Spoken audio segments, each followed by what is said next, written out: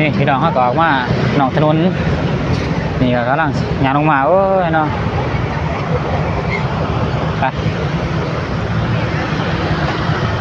นี่ได้เพียงเนาะชีวิตคนเฮาพี่น้องแตกต่างกันไปพี่น้องเอ้ยขายผักขายมีเพียงเนาะนี่มาซื้อผักใส่คนใดพี่น้องคนขายผักนี่ตลอด24 ชั่วโมงตัวบักเพี้ยวพี่น้องมันขายผักตัวติดโอ้ยเนาะส่วนถ่ายจะรอบนี่เนาะเสี่ยงขนาดของขายอาหารอีสานร้ายพี่น้องครับบ่คนขายลาบขายยังเพียงเนาะลาบก้อยหลายอย่างอีกอย่างกับพี่น้องเอ้ยนี่เนาะชีวิตคนเฮาประจำวันพี่น้อง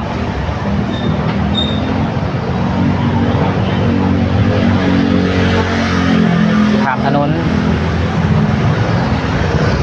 คนทางกาละเบิงรถระวังร่างใต้ขาม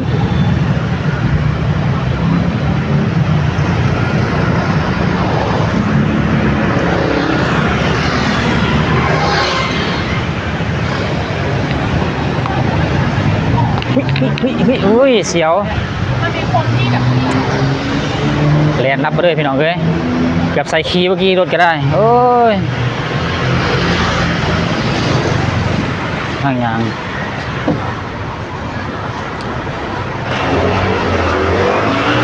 อย่าเพียงเนาะกลับยังไรพี่น้องยางกลับคือเก่าขาดทางสิมือนิดจะน้อยทางก็ได้โอ้ย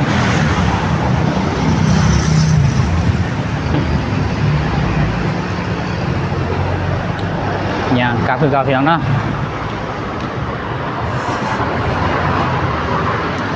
นี่แหละพี่น้องมันก็บ่มีอย่างไรเนาะ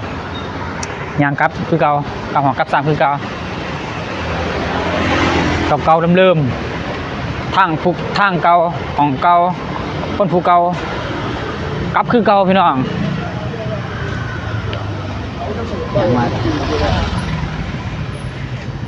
นี่ได้เนาะเพราะว่าต้องใส่ไม้จะหน่อยเนาะมีไม้ในคอแข็งเนาะลองไม้มาเนี่ยแต่ว่ามันเสียงสัตว์บ่เนาะลองเบิ่งพี่น้องเพราะว่ากันใส่แบบเสียงธรรมดามันเสียงสิบสัตว์เสียงมันสิแตกพี่น้องก็ได้มาใส่ไม้เบิ่งย่างมายางแบบรถไล่ๆสินะก็ลองไม้เบิ่งเดี๋ยวก็ถ่ายบรรยากาศไปเลยเพียงเนาะพี่น้องคลิปนี้ก็วิ่งได้เพียงเนาะกาห้องทองเลยละเลี้ยวผู้ขากับขอเพียงจะมีเด้อเจอคลิปหน้าเพียงเนาะก็รับชมกันเพียงเนาะคลิปก็